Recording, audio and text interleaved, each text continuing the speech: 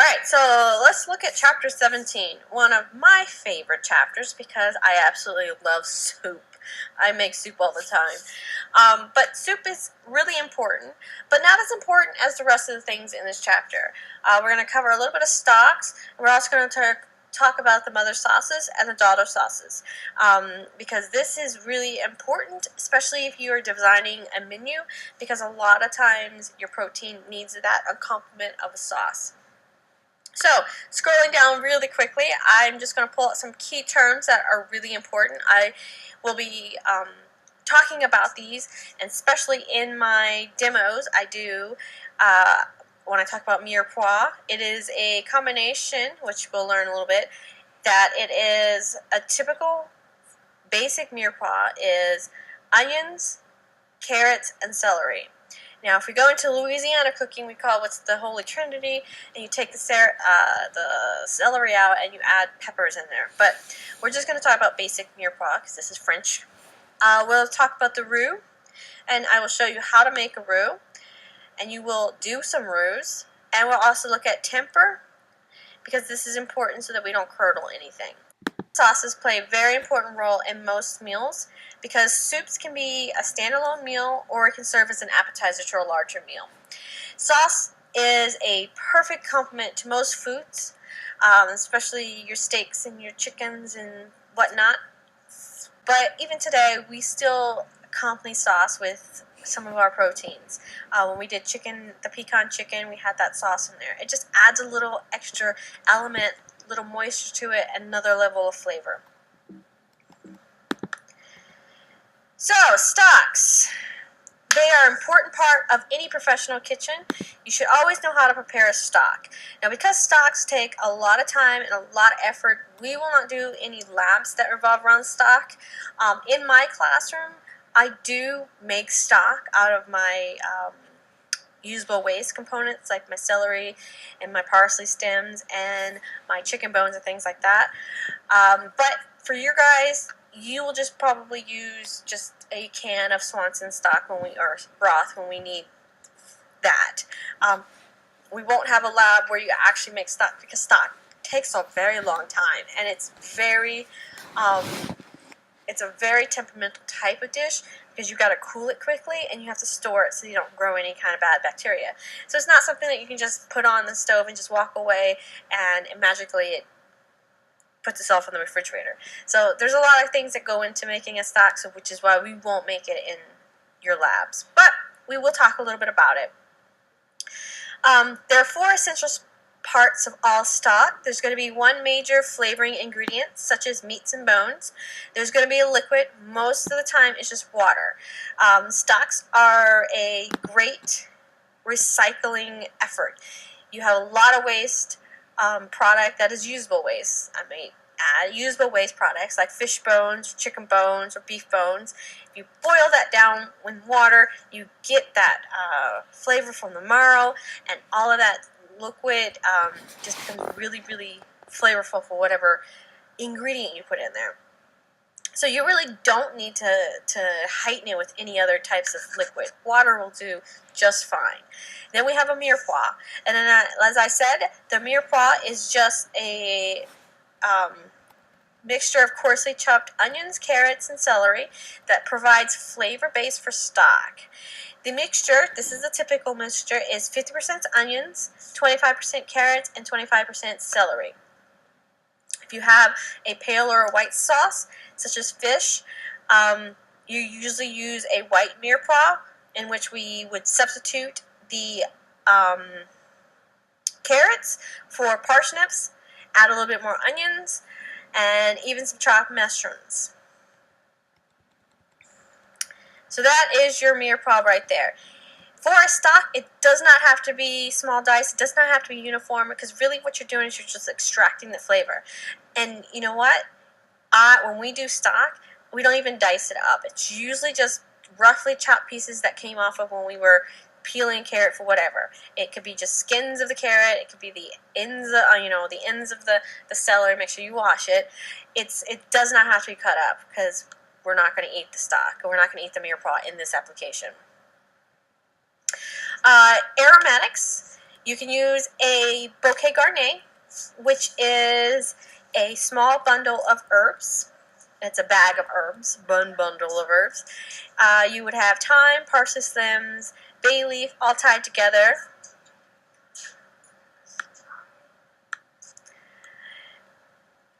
You have a sachet de space, which is similar to the bouquet, except it is an actual bag of herbs. You put it all in a little bit of a cheesecloth, tie it close, and you just kind of like a tea bag, tie it to the edge of the pot, pop it in there. There's your sachet right there. So bouquet, bundle, sachet, little purse. So types of stock. We divide our stock by what our main ingredient is, what our main bone is. So we have a bouillon, which is a liquid that is resulted from simmering meats and vegetables, also known as a broth. A brown stock is a darker liquid, and it's made by simmering chicken, beef, or veal bones that you brown first. A court bouillon is a vegetable broth that we use for poaching fish or vegetables. A fumet is very similar to fish stock. It's highly flavored stock made with fish bone, and then it is reduced to make your flavor more intense. So some of that water boils off so it becomes more concentrated. A glacé is basically you take a brown stock and you just simmer it down until it becomes more of a almost a gelatinous, thicker product. A jus is a rich, lightly reduced stock that is used for roasted meats like a prime rib or a French dip sandwich. A remoulade is a weak stock made from bones that have already been used in other preparation, sometimes used to replace water as a liquid in the stock. So this is an instance where if you have it's a very, very weak stock, instead of having water in it, you're just going to add the remoulade to it, and then you have more of an intense flavor. But typically, honestly, I have never seen a remoulade in real life. It's just something that we just don't do. Vegetable stock. This is made from a mirepoix, some leeks, and some turnips. You can also add garlic, vegetables, other seasonings, and that will help darken the stock. And then we have a white stock. This is a clear, pale liquid made by simmering beef bones or fish bones. So we will watch a video on how to prepare stocks.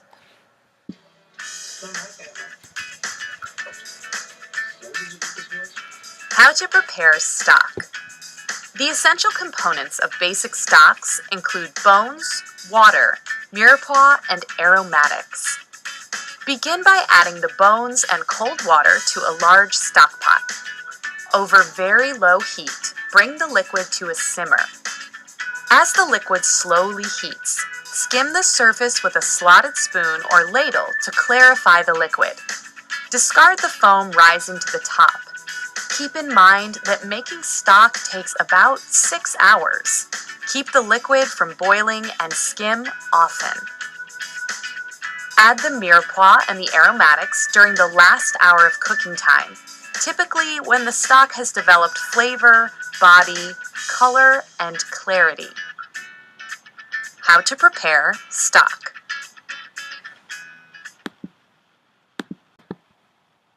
So you can see that it does take a very long time to make stock, which is why we won't make that in class.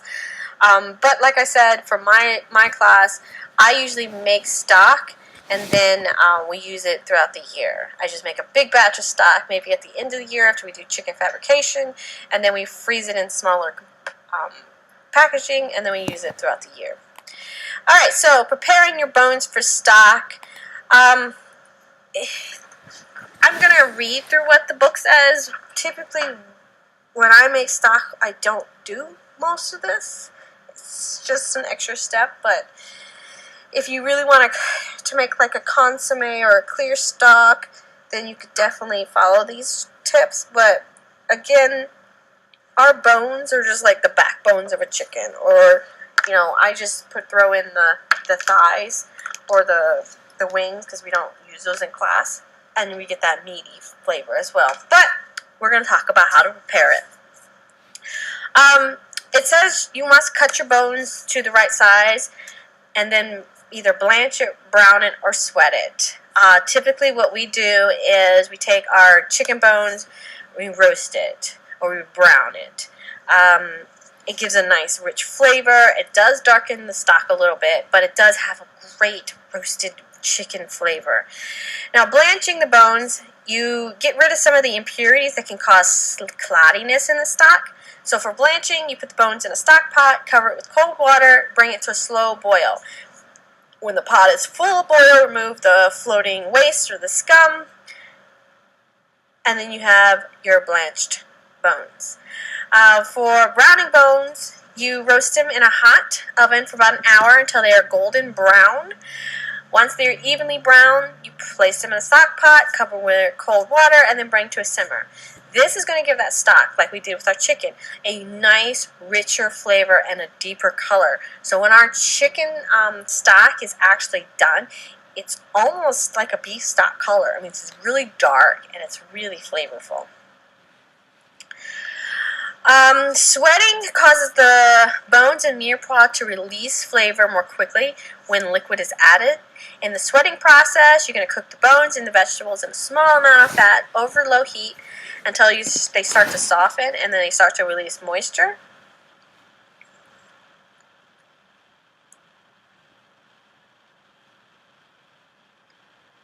Alright, so prepare ingredients for stock.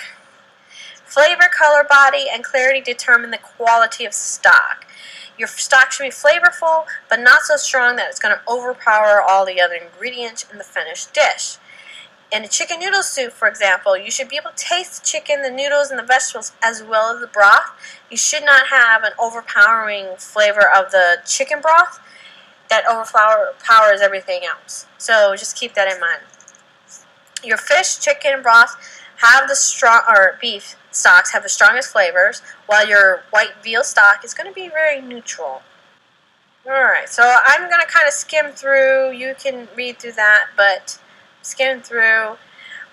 Removing fat from stock. Now, if you correctly make your stock, what you're going to get after you put it in the refrigerator is going to be a very thick, gelatinous, jelly type product. The fat's going to rise to the top, and it's going to separate on the surface. The fat removal is a process of removing that fat that has been cooled and hardened on the surface of the stock. All you have to do is scrape away the fat before reheating the stock. Alright, so like I said, you just can't just walk away and magically throw it into a refrigerator and cool it down quickly, because your stock's going to be pretty hot, and most of the time when you make stock, you make a large batch. So if you took that giant pot, put it in a refrigerator, everything in your refrigerator is going to go up in temperature, and you're going to hit that danger zone between 41 and 135 degrees. You don't want that, so you have to learn how to properly cool your stock so that you can minimize the time that stock is spending in that temperature danger zone. So here are some essential skills for cooling your stock. You want to store it in a clean, cool container. Then put it in an ice bath, and then you're going to stir your stock often. When cool, you're going to put it in a container, and then you put it in the cooler. Or you can take that hot stock and put it into smaller portions, put it into an ice bath, and then store it. One of the things that we like to do in here is we have water bottles that we wash really well, and we freeze them, and we make what we call ice wands, so that you can stir them with this water bottle that's just an block of ice, and it won't, the water bottle is closed, of course, so it won't like spill water into it, but it'll cool it down faster because you have a cold stirring utensil. Alright, so there's your water bath. Alright, so sauces. Absolutely favorite part of the whole chapter. We're going to be making sauces in this class. You guys are going to be making a velouté sauce, you're going to be making a bechamel sauce, and hollandaise sauce. So, what is a sauce? A sauce is a liquid or semi-solid product that is used in preparing other foods.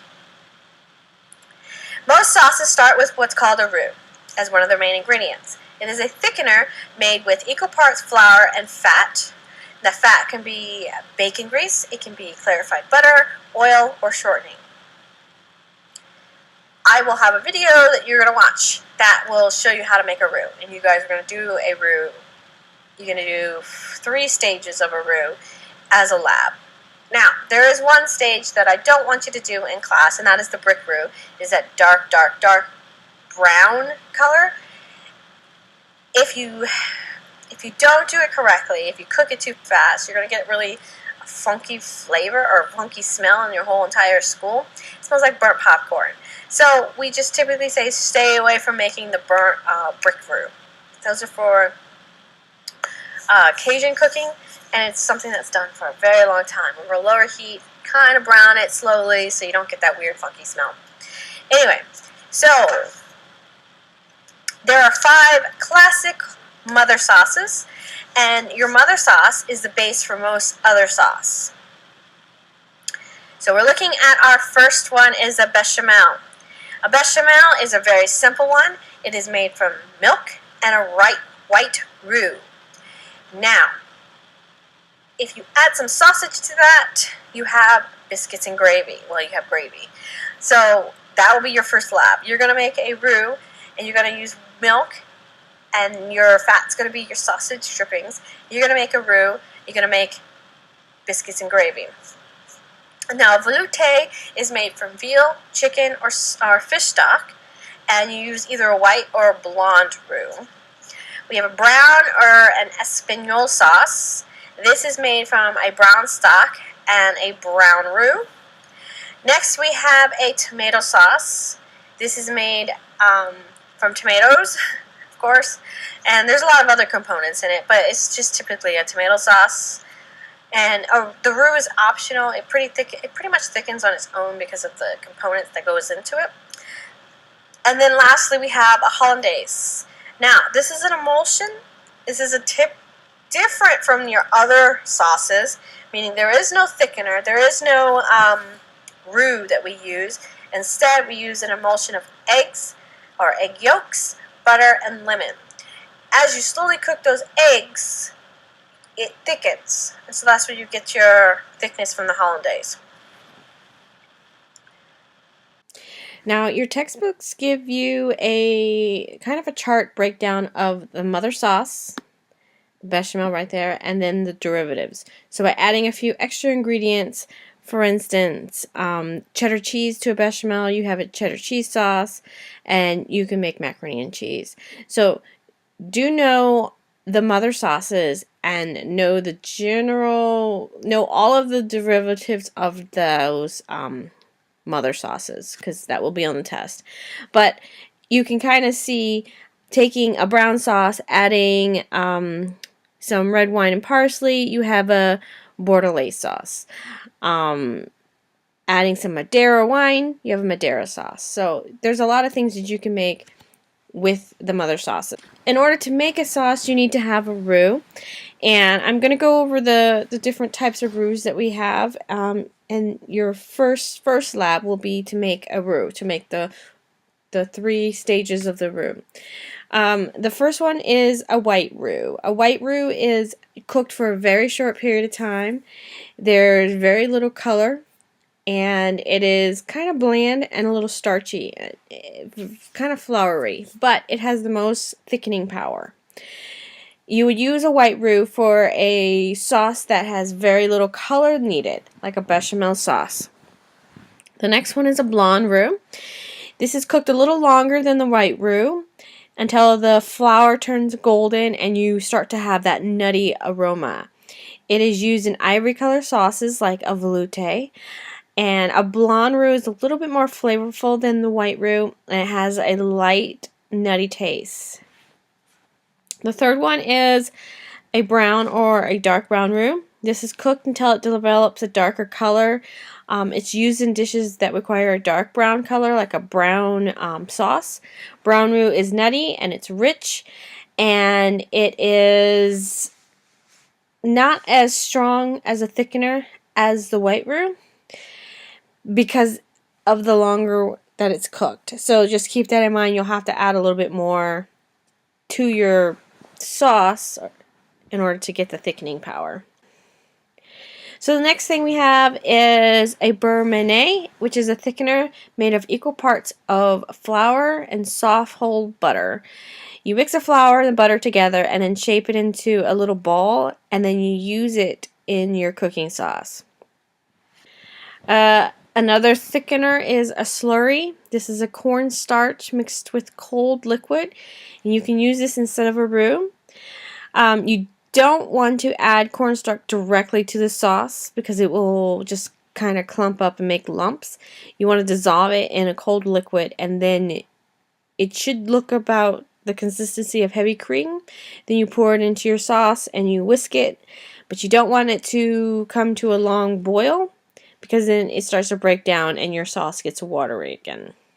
Beyond sauces, we do use something that's called compound butter, which is butter with the raw mixture of herbs, nuts, shallots, ginger, vegetables, etc. And it is a great thing to have on, say, a steak. You put a little dab of compound butter, it melts, and you have the flavor on your steak. So that's an easy sauce. Another type of sauce is a coulis, which is a pureed sauce. It could be a fruit coulis or it can be a tomato coulis. Salsa is another type of sauce.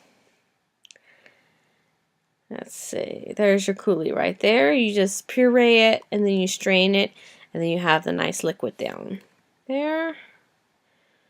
There's our salsa. Alright, so read through the ringing method. And also read through the appropriate sauce usage. When should you use the different types of sauce, etc. I think that's pretty much it for sauces. Yes.